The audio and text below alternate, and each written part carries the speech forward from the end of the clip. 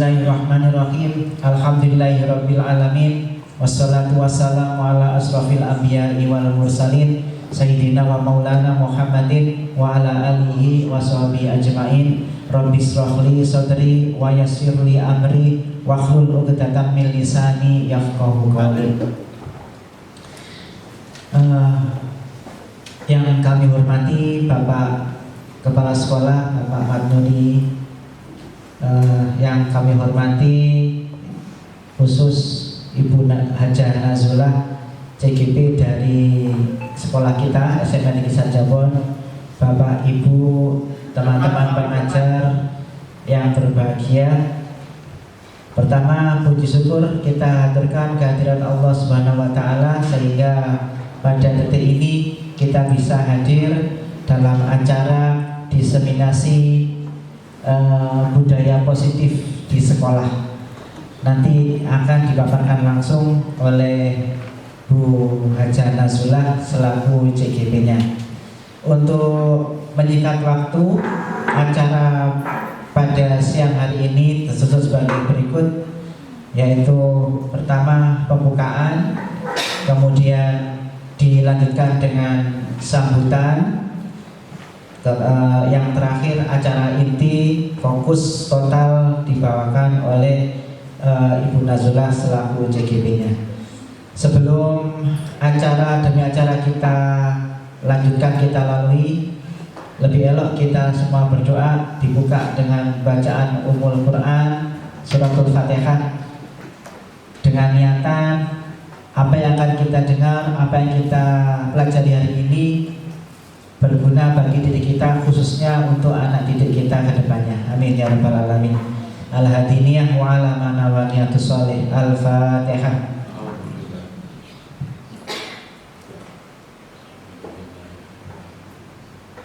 Amin ya rabbal alamin.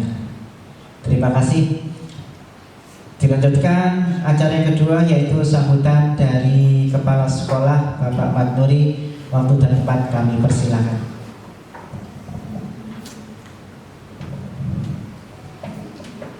Assalamualaikum warahmatullahi wabarakatuh. Alhamdulillah bi ni'matillah. Allahumma shalli ala sayyidina Muhammad wa ala alihi wa sahbihi ajma'in. Amma ba'du. Bapak Ibu guru yang saya hormati, syukur kali alhamdulillah kita dapat hadir dalam majelis ini. Mudah-mudahan senantiasa diberkahi oleh Allah, ikhtiar kita diterima sebagai amal ibadah oleh Allah Subhanahu wa taala. Bapak Ibu yang saya hormati, berkenaan dengan CGP calon guru penggerak ini merupakan salah satu prestasi di sekolahan.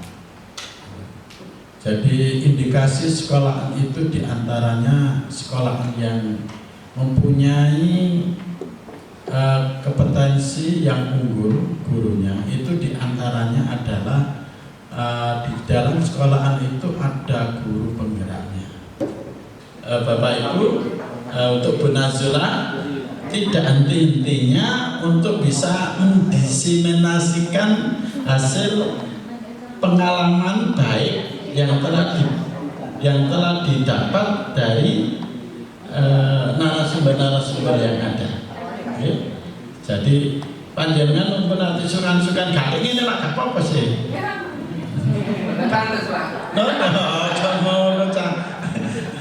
Boten apa-apa Bu Nazul. Ya, boten ngeten, boten apa-apa. Artinya yo gak apa-apa. Alhamdulillah. Ya, boten apa-apa Bu Nazul, pun nanti sukan-sukan nggih. Tidak harus resmi. Pada saat ada kesempatan briefing, saya ingin menyampaikan ini, Pak. Dan itu yang kami tunggu dari Bapak Ibu guru. Bapak Ibu yang saya hormati, ini yang saya sampaikan. Sekali lagi tetap semangat Bu Nazul, mudah-mudahan hasil sampai nanti pada akhir proses calon guru penggerak kemudian menjadi guru penggerak. Okay. Insya Allah nanti ada 17 yang kemarin itu angkatan ke-4 dan ke-7 di Sidoarjo sudah di-list, sudah dipanggil oleh BKD 17 calon guru penggerak untuk jadi kepala sekolah dan pengawas. Bapak Ibu yang saya hormati, ini yang dapat kami sampaikan. Ngapunten kang kathah, monggo kita dukung, mudah-mudahan beliau hasil. Billahi taufiq wal hidayah. Assalamualaikum warahmatullahi wabarakatuh.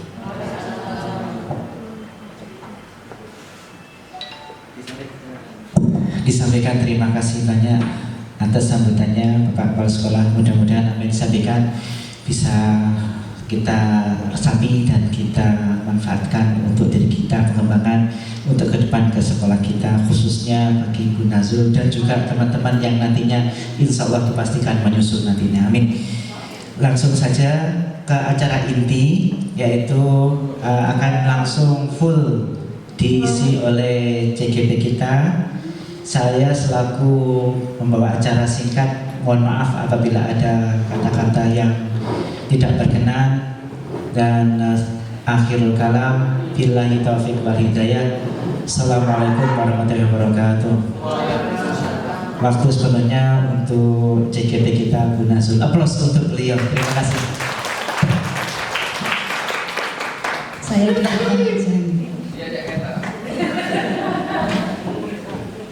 Assalamualaikum warahmatullahi wabarakatuh.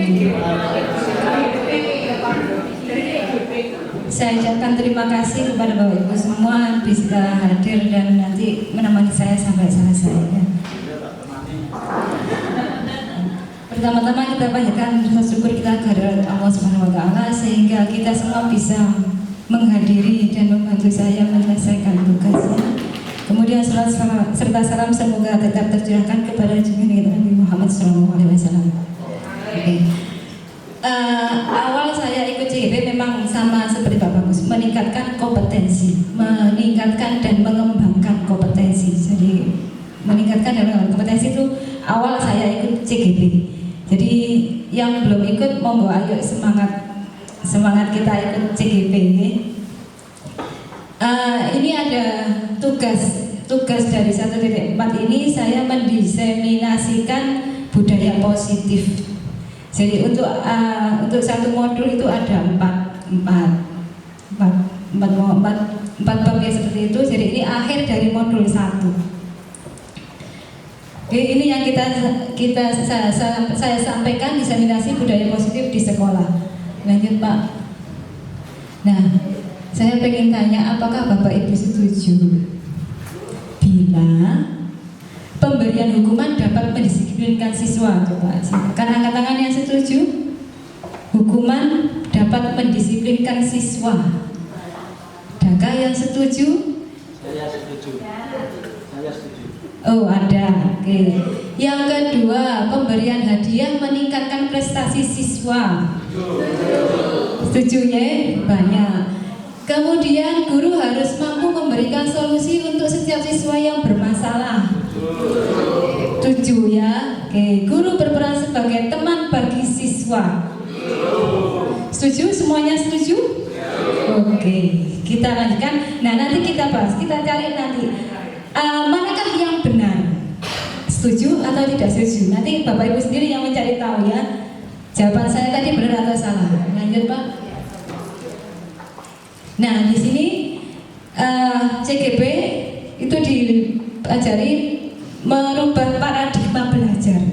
Jadi paradigma belajar itu salah satunya yaitu bahwa menganggap siswa itu sebagai benih padi dan kita sebagai petaninya. Jadi apapun nanti benih yang masuk, entah itu benih jelek atau baik, nah kita yang mengolah jadi hasilnya baik. Bagaimana caranya?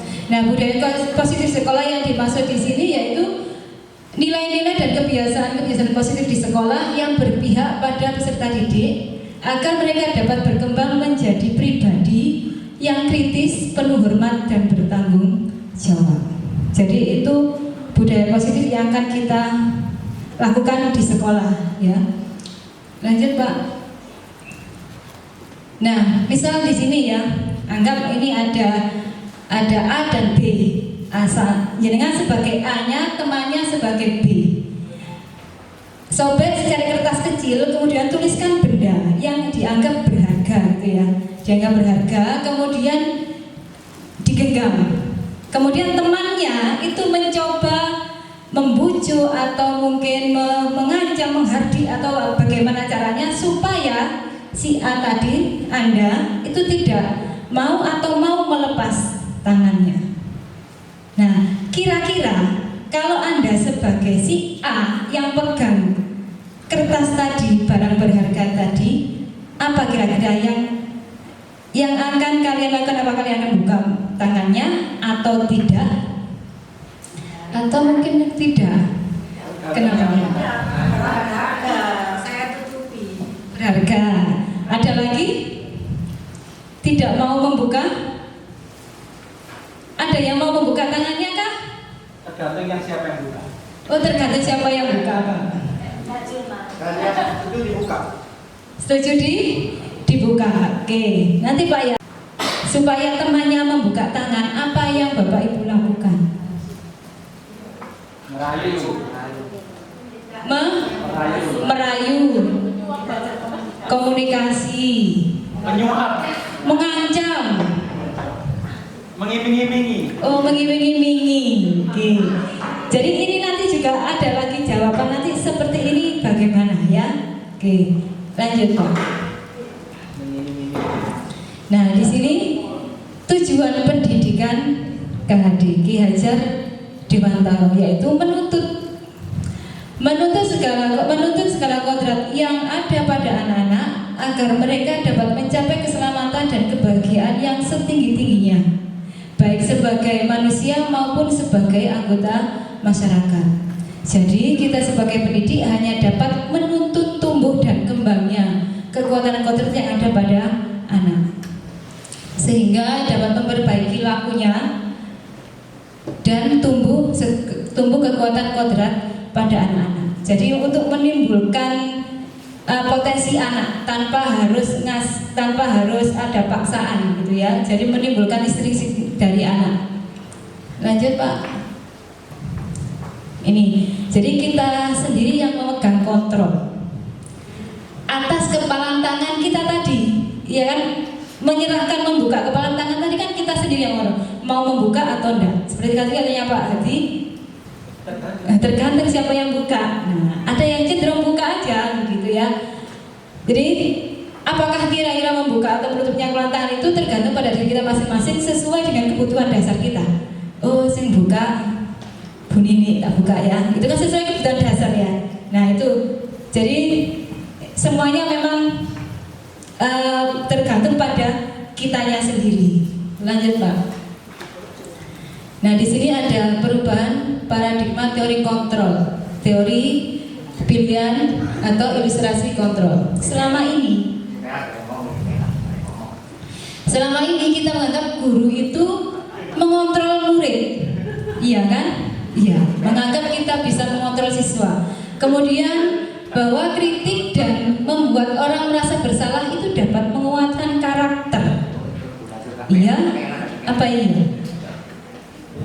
Mungkin ada setuju, ada yang tidak. Ilusi bahwa semua penguatan positif itu efektif dan bermanfaat. Iya. Kemudian ilusi bahwa orang dewasa memilih hak untuk memaksa. Kita berarti ilusinya kan berarti kita bisa memaksa siswa ya. Ya, oke, lanjut Pak, kita nanti lihat. Nah, seperti ini. Ya memang dipaksa terus. Perubahan paradigma, stimulus respon. Stimulus responnya kita mencoba mengubah orang agar berpandangan sama dengan kita. Teori pilihannya kita berusaha memahami pandangan orang lain tentang dunia. Jadi tidak di sini kan mengubah orang seperti tadi membujuk, merayu, mengancam itu mungkin juga. Tapi teori kontrolnya itu kita berusaha memahami pandangan orang terhadap dunia. Jadi mengapa tadi kepala tangannya dibuka? Oh, jadi kita pahami itunya. Ya alasannya seperti tadi. Perilaku buruk dilihat sebagai suatu kesalahan. Sedangkan teorinya semua perilaku memiliki tujuan. Kemudian orang lain bisa mengontrol saya. Teori kontrolnya hanya Anda yang bisa memahami diri Anda. Kemudian saya bisa mengontrol orang lain. Ya, anggapan kita kan kita bisa mengontrol siswa, tapi kenyataannya Anda tidak bisa mengontrol orang lain. Pemaksaan ada pada saat bujukan gagal. Ya, kita kalau kita bujuk gak jadi, ya nggak bisa, akhirnya kan maksa gitu ya, maksa atau mungkin mengancam. Sedangkan pilihannya kolaborasi dan konsensus menciptakan pilihan-pilihan baru. Jadi nanti ada interaksi dengan pihak terkait sehingga tanpa ada bujukan gagal tadi itu ya, tindakan dari bujukan gagal. Kemudian model berpikir menang atau kalah kita ganti dengan model berpikir menang, menang, dan menang. Tidak ada menang kalah. Lanjut Pak. Nah, disiplin positif. Menurut Bapak Ibu, disiplin positif itu seperti apa? Paling tidak contoh lakunya seperti apa?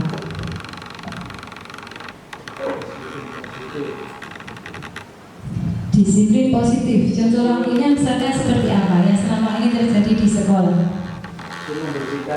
Bersihkan WC. Saya sampai segitu Pak. Merapikan baju, datang sekolah tepat waktu, melengkapi atribut sekolah. Ya, oke, lanjut Pak, seperti apa sih disiplin positif itu? Nah ini berasal dari kata disiplina yang artinya belajar. Jadi disiplin itu belajar. Makna dari kata ini berkonotasi disiplin itu dari murid berdasarkan Socrates dan Plato. Disiplin juga membuat orang menggali potensinya menuju sebuah tujuan apa yang dia hargai. Namun dalam budaya kita, makna kata disiplin itu telah berubah menjadi sesuatu yang dilakukan seseorang pada orang lain untuk mendapatkan kepatuhan. Ya, kalau patuh dianggap sudah disiplin. Kemudian cenderungan umumnya yaitu menghubungkan kata disiplin dengan ketidaknyamanan, bukan apa yang kita hargai atau pencapaian suatu tujuan mulia. Jadi kalau disiplin anggap aja patuh dan takut, mungkin seperti itu ya, disiplin. Itu disiplin yang terjadi di masyarakat. Lanjut Pak. Nah, jadi disiplin itu adalah kemampuan memerintah diri sendiri, bukan dari orang lain, tapi dari diri sendiri dalam mengontrol dan menguasai diri untuk memilih tindakan yang mengacu pada nilai-nilai yang kita hargai dengan penuh tanggung jawab dan tanpa terperintah. Jadi disiplin itu adalah ya dari diri sendiri, bukan dari orang lain, dengan kesadaran. Dengan kesadaran nanti siswa kita akan kita bawa untuk tanggung jawabnya sendiri dari dasar hatinya, bukan karena paksaan oleh dari Bapak Ibu guru. Monggo Pak. Nah, lanjutnya nilai kebajikan universal. Maksud dari nilai yang kita hargai dari nilai kebajikan yaitu ingin mencapai yang ingin dicapai oleh setiap anak Indonesia. Kita kenal dengan profil pelajar Pancasila. Itu adalah nilai-nilai yang akan kita capai.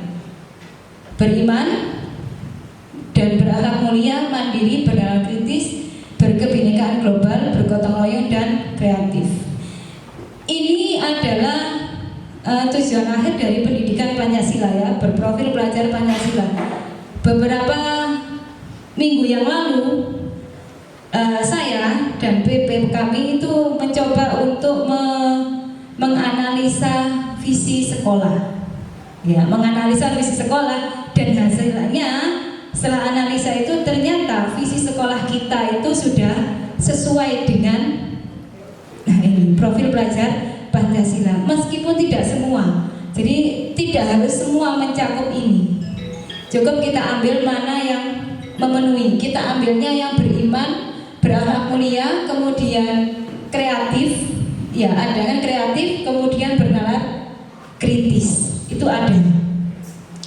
Dari hasil visi ini saya Dari ambil kreatif itu mencoba membuat prakarsa perubahan ya.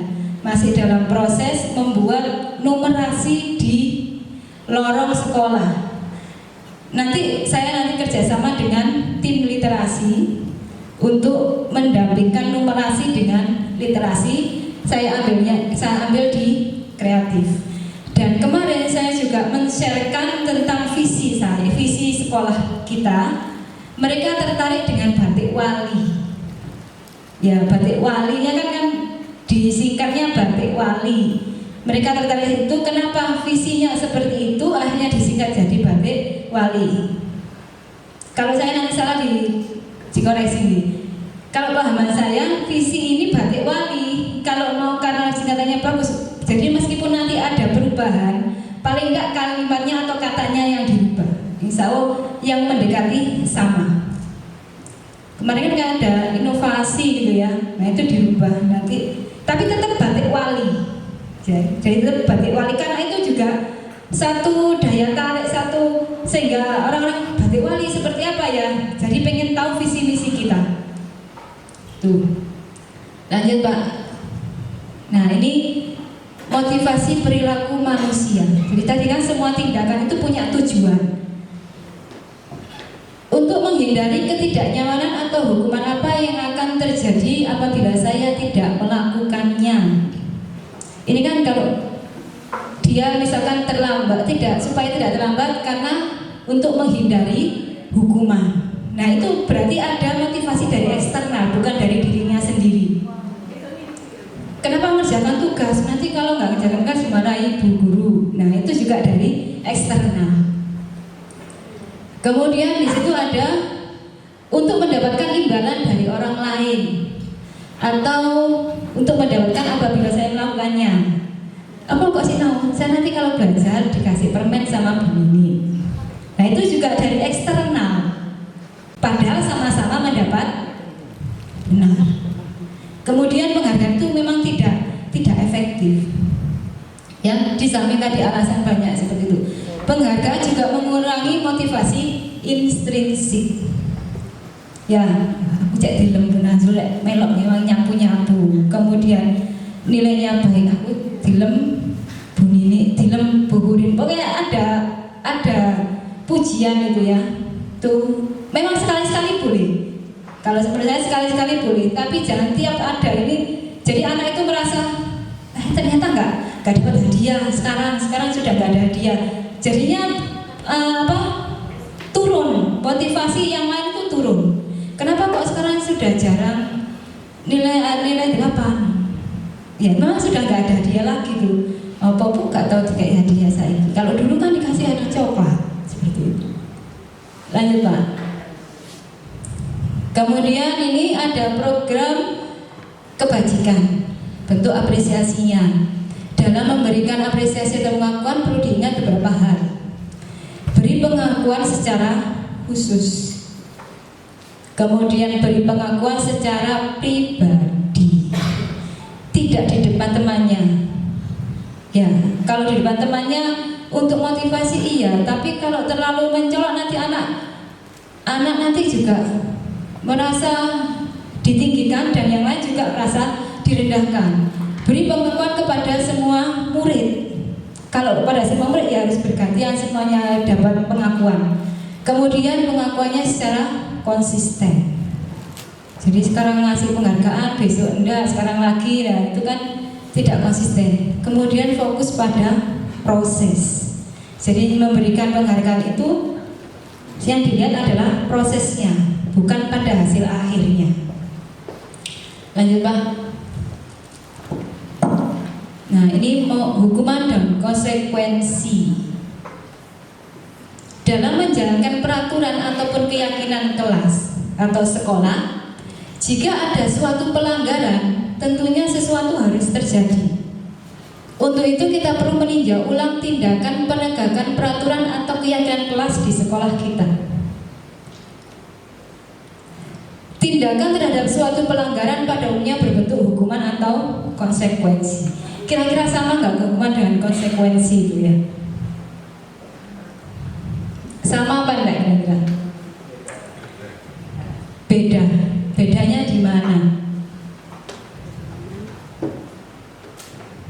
Kalau hukuman merasa bersalah. Kalau konsekuensi bisa benar bisa salah. Oke, lanjut Pak. Nah, ini kita lihat. Ini masuk yang hukuman atau konsekuensi ya. Bisa kelihatan Bapak? Enggak ada, saya bacakan aja ya. Mencatat 100 kali dalam buku kalimat saya tidak akan terlambat lagi. Hukuman. Yang kedua, lari mengelilingi lapangan basket 2 kali karena terlambat hadir di sekolah. Hukuman. Murid diminta untuk push up 15 kali karena tidak menggunakan masker ke sekolah. Hukuman. Menggantikan kertas tugas teman yang telah dicoret-coret. Konsekuensi.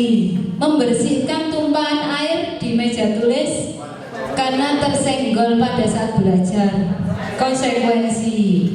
Murid disuruh untuk mengenakan sepatu seharian di sekolah karena tidak mengenakan sepatu hitam.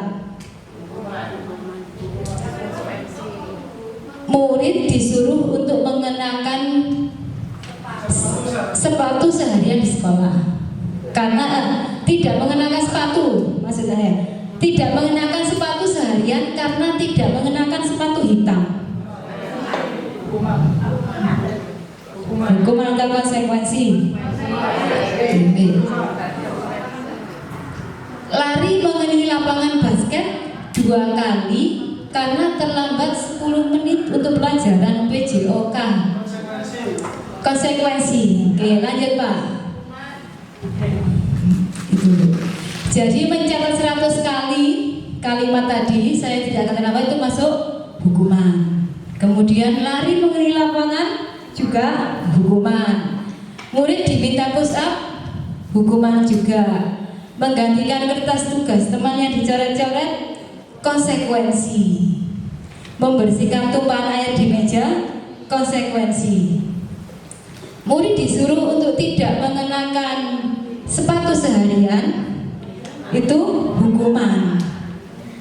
Kemudian lari mengelilingi lapangan basket 2 kali karena terlambat 10 menit pelajaran PJOK termasuk konsekuensi. Lanjut Pak. Nah, ini bedanya konsekuensi dan hukuman. Kalau hukuman itu sesuatu yang menyakitkan yang harus terjadi. Jadi nanti dampaknya itu ke anak itu mungkin mangkel atau seperti apa, seperti itu kalau hukuman. Kalau konsekuensi sesuatu itu harus terjadi. Karena tadi menumpahkan ya harus membersihkan. Itu konsekuensi. Kemudian membuat anak sakit, baik sakit fisik maupun sakit hati. Untuk jangka waktu yang lama. Jadi anak itu punya dendam gitu ya. Gara-gara disuruh nggak pakai sepatu karena tidak pakai sepatu hitam, akhirnya mangkel kan, malu mungkin. Kalau yang perempuan malu tidak pakai sepatu seharian di sekolah. Membuat anak merasa tidak nyaman dalam jangka waktu yang pendek. Jadi masih ada kesadaran supaya aku tidak mengelap meja, ya aku tidak boleh menumpahkan air seperti itu. Anak belajar untuk menyembunyikan kesalahan. Ini akibat dari hukuman. Tetapi kalau konsekuensi, anak belajar untuk mematuhi hukuman. Kemudian marah, anak merasa marah, bersalah, dipermalukan dan merasa tidak dihargai. Itu akibat dari hukuman. Sedangkan konsekuensi, kehilangan hak, dibuat tidak nyaman, diasingkan untuk sementara. Yang terakhir kok sama-sama nggak enak ya? Kehilangan hak, dibuat tidak nyaman, diasingkan untuk sementara. Itu perbedaan hukuman dan konsekuensi. Nah, di sini ada selesai lagi namanya restitusi. Jadi selain ada hukuman, ada konsekuensi, itu ada restitusi. Restitusi, Pak. Restitusi itu merupakan proses menciptakan kondisi bagi murid untuk memperbaiki kesalahan mereka. Jadi anak digali untuk mengetahui salahnya di mana, kemudian melanggar apa, dan diminta untuk menyelesaikan sendiri, sehingga mereka bisa kembali pada kelompok mereka dengan karakter yang lebih kuat. Restitusi ini juga merupakan proses kolaboratif yang mengajarkan murid untuk mencari solusi masalah mereka dan membantu murid berpikir tentang orang seperti apa yang mereka inginkan dan bagaimana mereka harus memperlakukan orang lain. Jadi itu semuanya ditimbulkan dari diri siswa. Lanjut Pak. Nah ini ciri restitusi. Bukan untuk menebus kesalahan, namun untuk belajar dari kesalahan. Memperbaiki hubungan. Ya, memperbaiki hubungan jadi tidak ada lagi dendam dan marah sakit hati. Tawaran bukan paksaan. Penyelesaiannya ditawarkan sendiri ke siswa. Kemudian restitusi menuntun untuk melihat ke dalam diri. Jadi saya ini telah melanggar apa ya, etika atau keyakinan apa yang sudah saya lalui. Kemudian mencari kebutuhan dasar yang mendasari tindakan. Jadi anak, misalkan anak tawuran seperti itu ya, pasti ada kenapa dia tawuran itu, kenapa kita gali apa alasan dia tawuran, kebutuhan apa yang belum terpenuhi di situ. Kemudian restitusi adalah cara yang paling baik. Restitusi fokus pada karakter bukan tindakan. Jadi bukan pada tindakan tapi pada fokusnya adalah dari instruksinya tadi. Fokus pada solusi penyelesaiannya, bukan pada tindakan disuruh apa ya anak ini gitu ya. Kemudian restitusi mengembalikan murid yang berbuat salah pada kelompoknya. Jadi mengembalikan murid supaya tidak lagi merasa bersalah, tapi tahu salahnya apa, saya harus ngapain untuk memperbaiki kesalahan itu tadi. Lanjut Pak. Nah ini keyakinan kelas. Tadi juga disinggung keyakinan apa yang dilanggar oleh siswa tadi untuk memperbaiki kesalahannya. Nah di sini keyakinan kelas. Mengapa keyakinan kelas? Karena di sekolah ini yang terkecil adalah lingkungan kelas. Jadi kita buat keyakinan kelasnya dulu dari peraturan. Jadi kemarin beberapa 1 minggu yang lalu itu saya sudah ke 5 kelas. Saya sudah membuat keyakinan kelas asalnya dari peraturan kesepakatan kelas.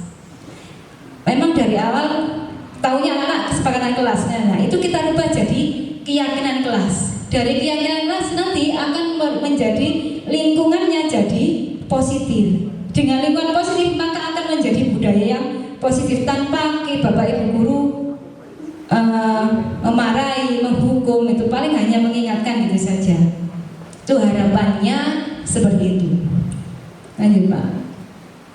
Nah keyakinan kelas ini.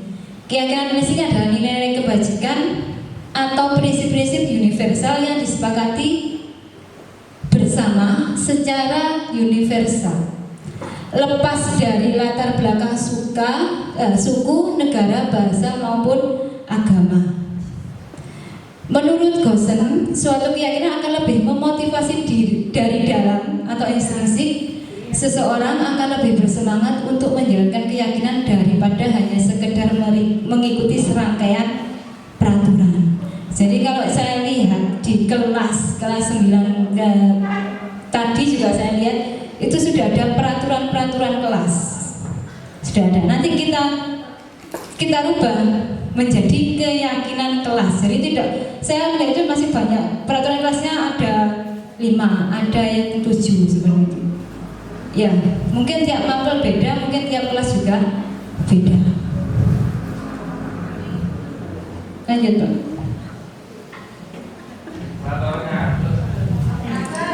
Oke, ngantuk Pak. Oke, sebelum supaya nggak ngantuk ya, supaya nggak ngantuk. Kalian ini ada yang malam-malam begini ya. Nggak, coba saya melihat konsep Bapak Ibu dulu aja. Ikuti saya ya, ikuti kata-kata saya. Yang saya sebutkan, tirukan kata-kata saya. Ayam, bebek, ayam-ayam, bebek-bebek, ayam-ayam bebek, bebek ayam-ayam. Ada berapa ayam? Bukan, nggak konsentrasi loh. Tirukan. Nah, tirukan dan apa yang saya ucapkan loh. Ada berapa ayam? Ya. Mestinya apa? Nah, seperti itu, ada berapa ayam? Saya nggak tanya ada berapa ayam, tirukan ada berapa ayam. Oke, cukup ya Bapak Ibu ya. Oke, sekarang kita membutuhkan keyakinan kelas. Keyakinan kelas ini bersifat abstrak daripada peraturan yang lebih rinci dan konkret. Misalkan datang ke kelas 15 menit sebelum jam pelajaran, tidak boleh makan di kelas, mengerjakan semua tugas. Seperti itu kan peraturan kelas yang dibuat. Iya. Misalkan tugas harus sesuai deadline seperti itu. Nah, itu kan peraturan. Nah, sekarang keyakinan kelas itu berupa pernyataan-pernyataan yang universal. Jadi dimanapun berada itu bisa dipakai keyakinan kelas itu. Pernyataan keyakinan kelas senantiasa dibuat dalam bentuk positif. Nah, ini yang saya lakukan. Dari awal itu saya akan minta ambil, kita buat kesepakatan kelas ya. Kemudian nanti kita buat keyakinan kelas. Yang dituliskan anak-anak hampir semuanya tidak, atau harus dan dilarang. Jadi 3 kata itu banyak yang dituliskan anak-anak di papan. Dilarang makan di kelas, harus membawa buku pelajaran, tidak boleh regaduh, tidak boleh rame, seperti itu. Meskipun ada juga yang tidak seperti itu, tapi lebih banyak yang masih ada kata tidak dan yang lainnya tadi. Jadi anak-anak tahu sendiri, akhirnya tahu yang pernah melihat, oh jono tidak, seperti itu ya. Jadi ada yang pernah melihat, saya tidak ada. Oh bukan ini Pak, bukan ini. Oh tidak ada ya. Nggak ada Pak, belum. Tidak ada yang belum saya simpan ke laptop. Jadi itu dari keyakinan itu nggak usah banyak-banyak. Paling anak-anak di kelas 4 atau 3 keyakinan kelas. Lanjut Pak.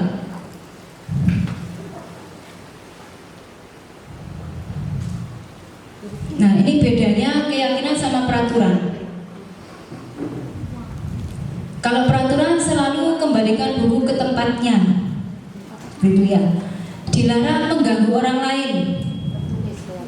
Hadir di sekolah 15 menit sebelum pembelajaran dimulai.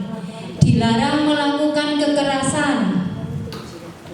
Dilarang menggunakan narkoba. Itu peraturan ya. Bergantian atau menunggu giliran. Gunakan masker. Jangan berlari di kelas atau koridor. Itu peraturan.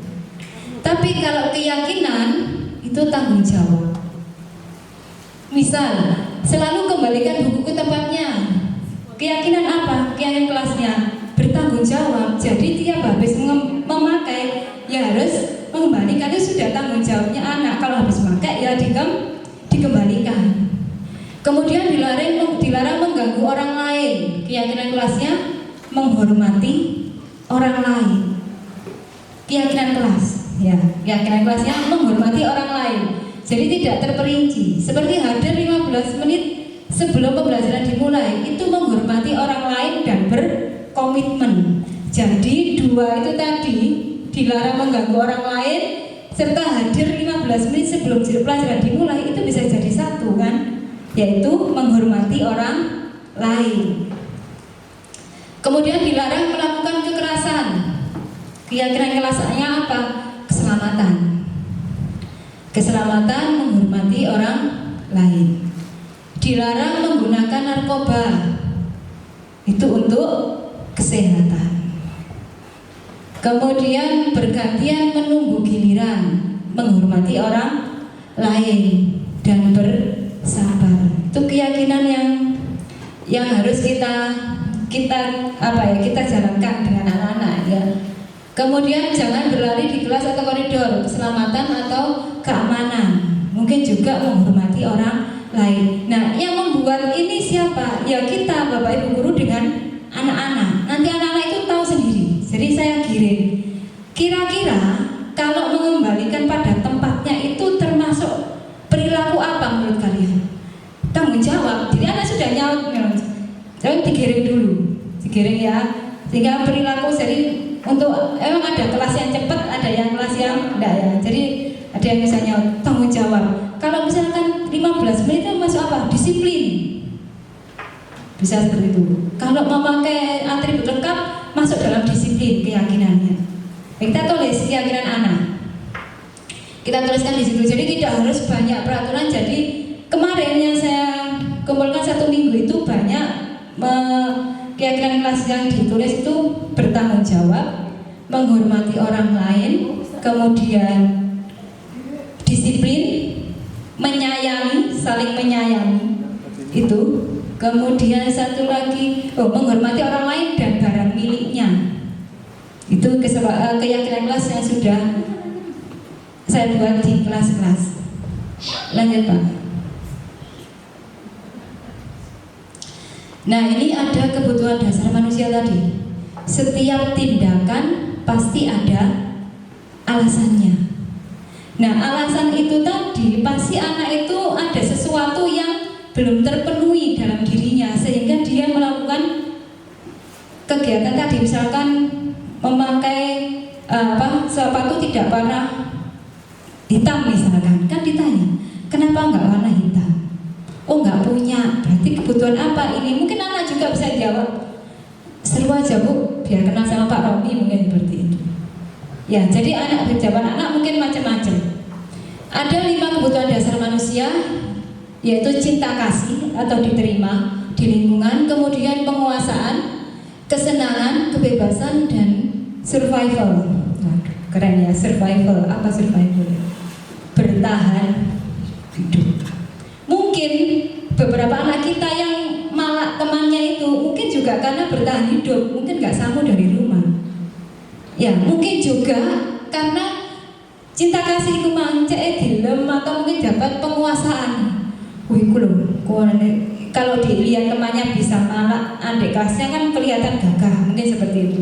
Ada mungkin juga karena senang seru ibu iso ngani kontennya malah adik kelasnya takut, dia merasa senang kalau melihat adiknya ketakutan seperti itu. Lanjut Pak.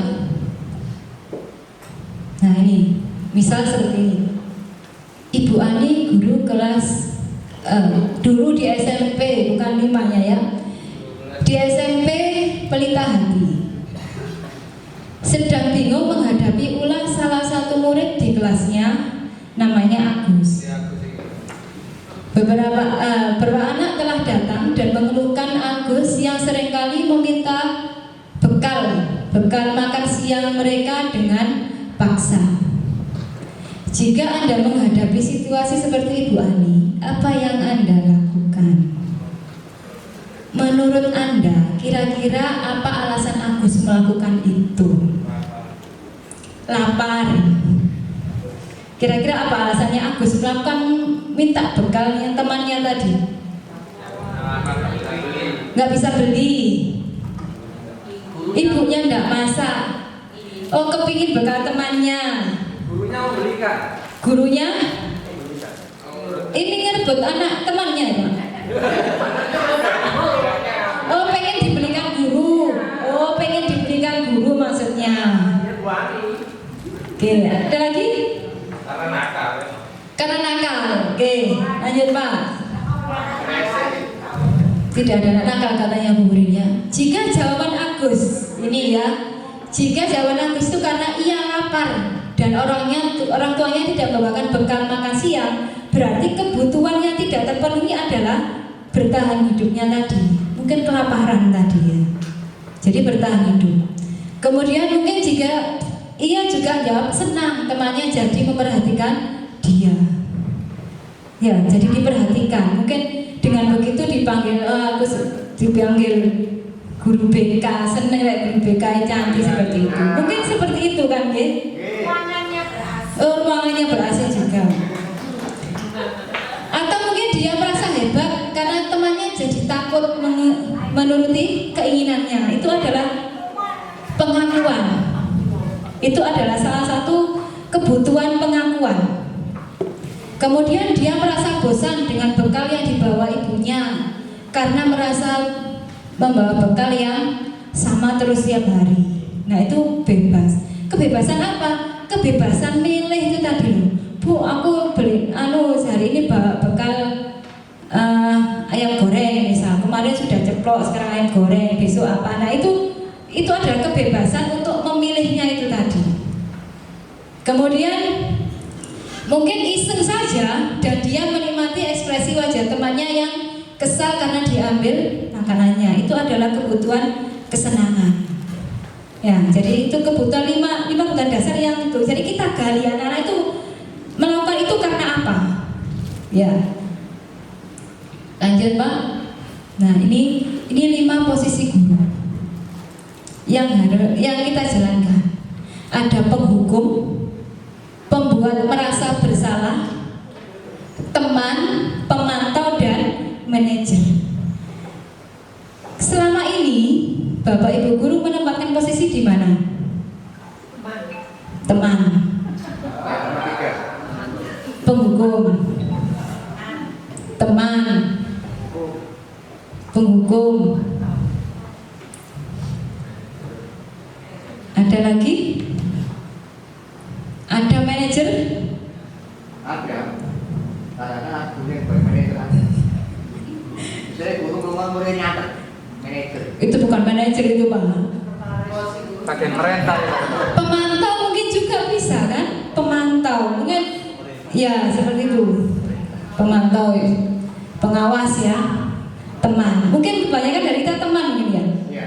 Tapi ada yang menghukum juga ya. Mana yang menghukum? Lanjut, Pak.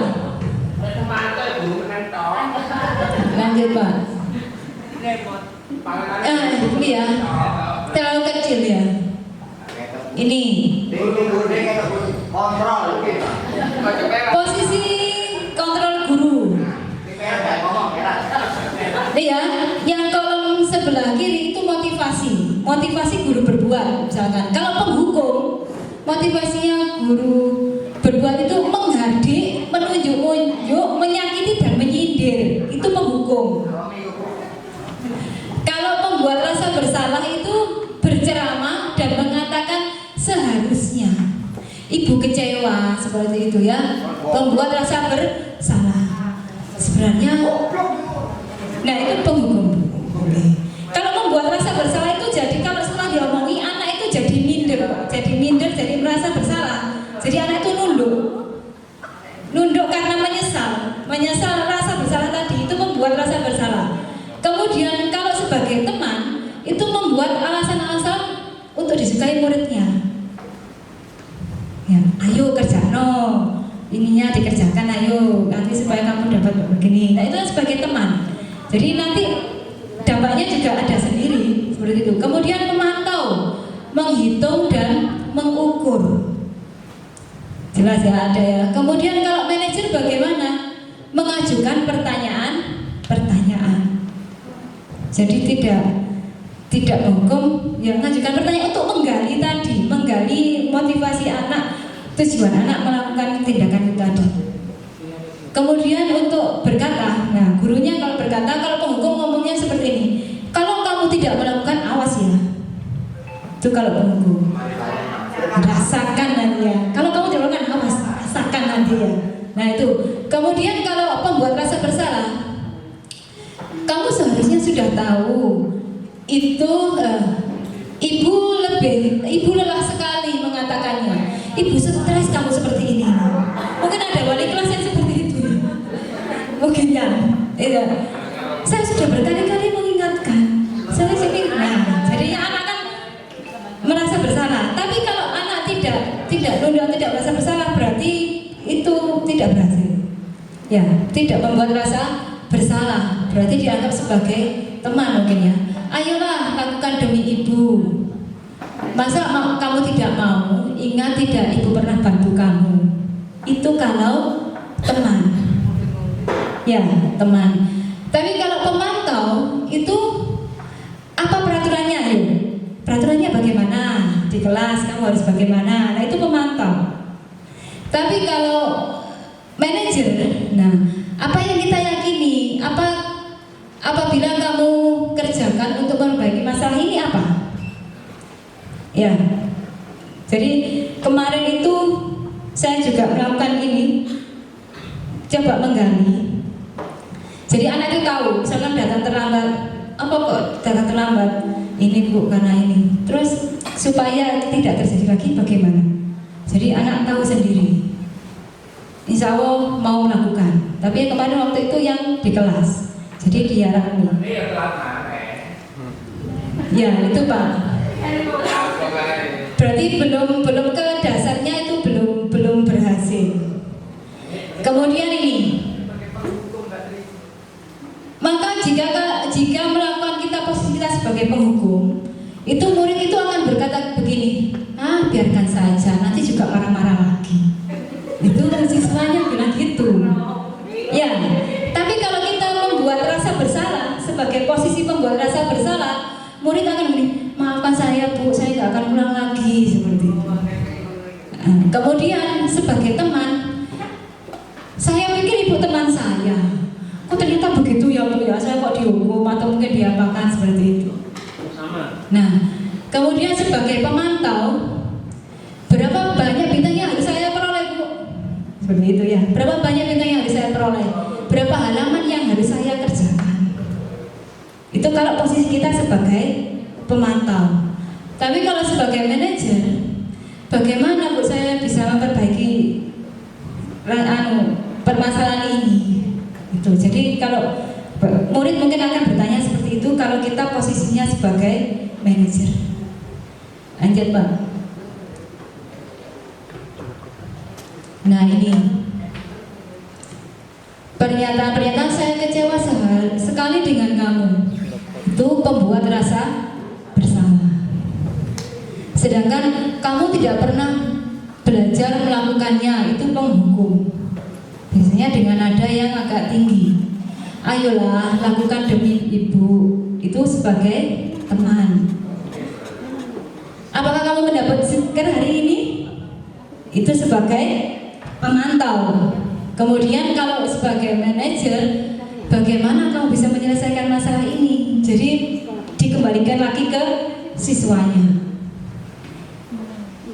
Penghukum, kamu selalu yang paling terakhir, mesti yang terakhir. Nah itu kan sudah ada adjustment dari anak-anak. Oke. Lanjut Pak. Nah segitiga restitusi. Tadi ada restitusinya, sekarang ada segitiganya. Segitiga restitusi itu merupakan proses menciptakan kondisi bagi murid untuk memperbaiki kesalahan mereka sehingga mereka bisa kembali pada kelompok mereka dengan karakter yang lebih kuat tadi ya. Kemudian melalui restitusi itu guru dapat membantu murid menjadi lebih memiliki tujuan disiplin positif serta memulihkan dirinya setelah berbuat salah. Jadi memulihkan kembali ke siswanya, membantu murid untuk jujur pada diri sendiri dan mengevaluasi dampak dari kesalahan yang dilakukan, memberikan penawaran bukan paksaan. Jadi penyelesaiannya ditawarkan lagi ke siswa. Lanjut Pak. Nah ini yang pertama, yaitu yang pertama kita lakukan untuk segitiga restitusi adalah menstabilkan identitas. Menstabilkan identitas dilanjutkan dengan validasi tindakan yang salah. Jadi anak ditunjukkan salahnya, kemudian menyatakan keyakinan kelas.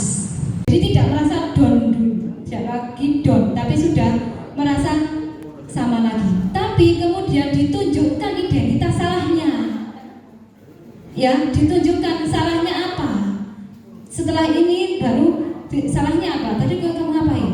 Kamu tahu nggak kalau itu menyalahi atau aturan atau menyalahi keyakinan kelas kita?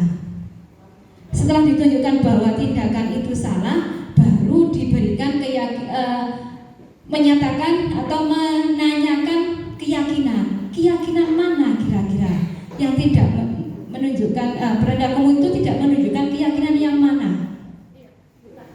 Ya, misalkan tidak mencatat atau tidak mengerjakan tugas.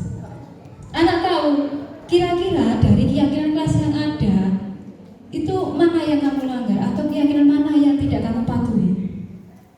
Anak mungkin jawab bertanggung jawab atau mungkin juga tidak disiplin seperti itu.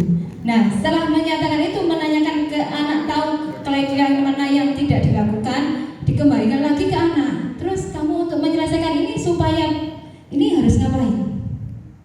Nah, anak itu pasti tahu, insya Allah, ya tahu saya jalan ini pun harus begini, gini. Nah, itu kita buat baru, kemudian kita buat komitmen. Oke, kita tunggu ya hasil baiknya. Seperti itu. Itu ketiga restitusi. Jadi mungkin sekolah ini tidak ada lagi penghukum, tidak ada lagi penghukum. Tapi memang butuh latihan, butuh terus continue. Kalau hanya sekali-sekali ya. Kalau korupsi dihukum orang ya? Lanjut, Pak. Nah, ini menstabilkan identitas. Menstabilkan identitas seperti apa? Ini untuk membuat anak yang merasa gagal tadi berbuat salah menjadi positif lagi. Tadi merasa bersalah kan down ya. Nah, kemudian distabilkan, disamakan lagi. Bukan berarti membenarkan tindakan, tidak. Nah, ini guru bisa berkata ini berbuat salah itu manusia. Guru berkata, apa nilai yang kita percaya di sekolah kita? Kita tanyakan lagi keyakinan itu ke siswa. Keyakinan apa yang sudah kita sepakati? Kemudian apa kamu ingin jadi anak? Kamu nanti ingin jadi anak seperti apa? Jadi anaknya sendiri yang jawab. Apa yang kamu rasakan ketika kamu melakukan itu? Menjadi orang seperti apa? Ya, seperti itu.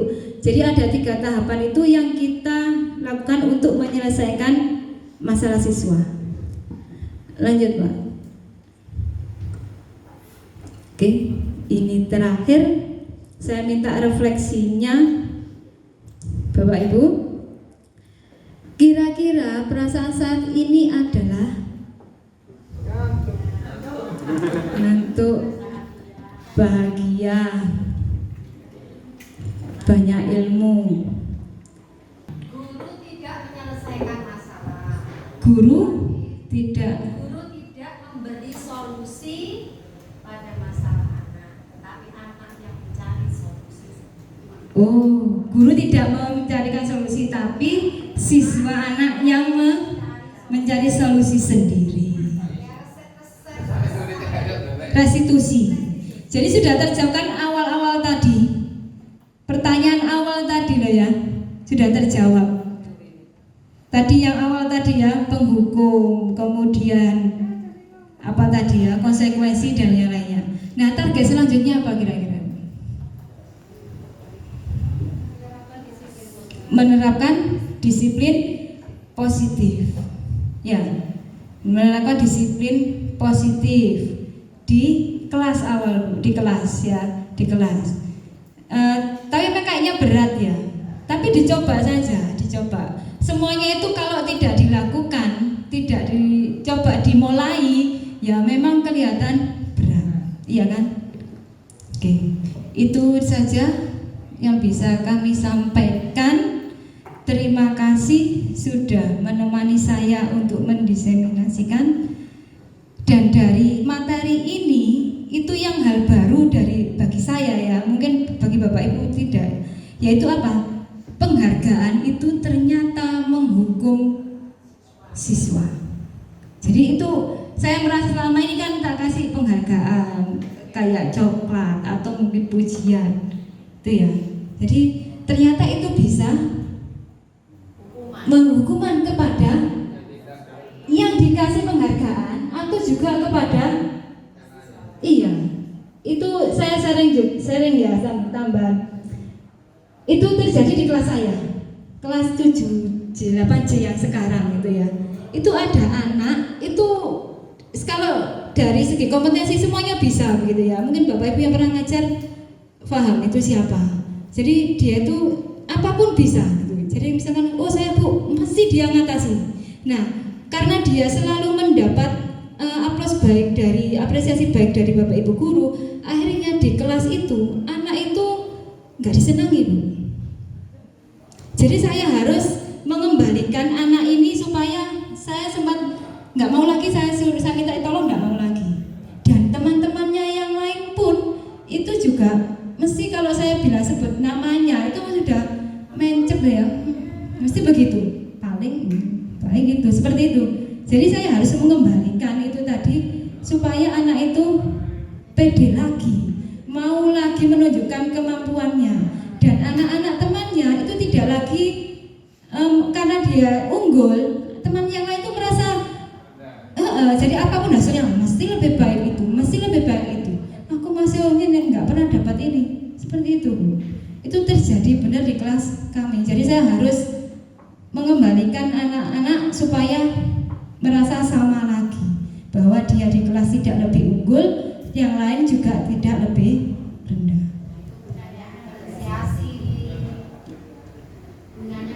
Diferensiasi, okay.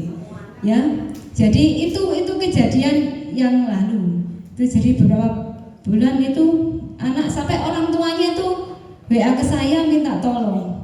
Jadi anaknya jadi nggak mau ngapa-ngapain di rumah pun tidak mau, padahal aktivitas di rumah itu voli dan yang lain sebagainya itu kegiatan banyak. Jadi dia sempat mengurung diri di kamar seperti itu. Jadi saya di WA sampai banyak gitu WA-nya. Akhirnya alhamdulillah sekarang sudah mulai itu waktu itu sudah mulai sama. Ya mungkin yang paham kelas saya itu mungkin Bu Rizky ini karena bertangga. Oke, itu saja dari kami. Terima kasih banyak Bapak Ibu ya. Terima kasih atas dukungannya, waktunya ngantuk-ngantuk dibelani ke sini ya. Terima kasih semuanya. Yang lain yang ikut CGP monggo. Ayo Bu Nini, Bu Faro, Pak Bagus. Semangat ya. Ya, Bu Tias, ayo Bu Tias. CGP ya. CGP tak bantu Bu Tias. Bapak Ibu yang lain silakan yang sudah. Yang sudah, silakan. Ya, terima kasih. Bisa disudahi Pak Paus ini. Terima kasih atas semuanya. Saya terima kasih banget Bapak Ibu sudah mau mendengarkan saya ya. Oke, monggo. Terima kasih sekali. Assalamualaikum warahmatullahi wabarakatuh.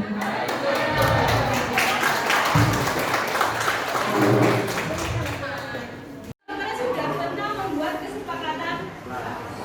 Sekarang kita buat kesepakatan kelas dulu. Saya nanti akan minta orang rembuk dari kalian dan juga saya, karena kesepakatan di kelas itu ya penghuni kelas ini bisa dipakai nantinya untuk di pelajaran matematika saja atau untuk kelas keseluruhan ya, seluruh mata pelajaran.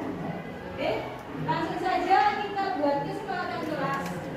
Saya minta orang rembuknya.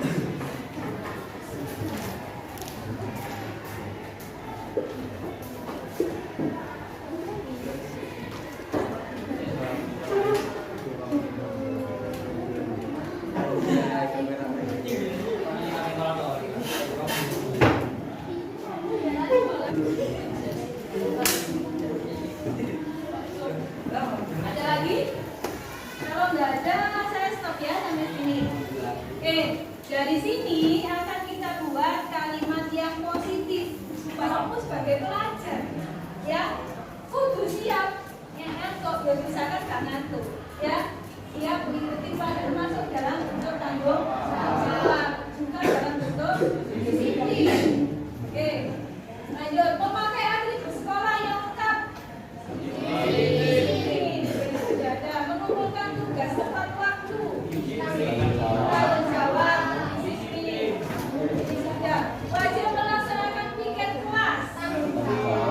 Bertanggung jawab. Disiplin juga. Menghargai pendapat teman. Menghargai orang lain. Nah, jadi ini keyakinan kelas yang akan kita sepakat, ya.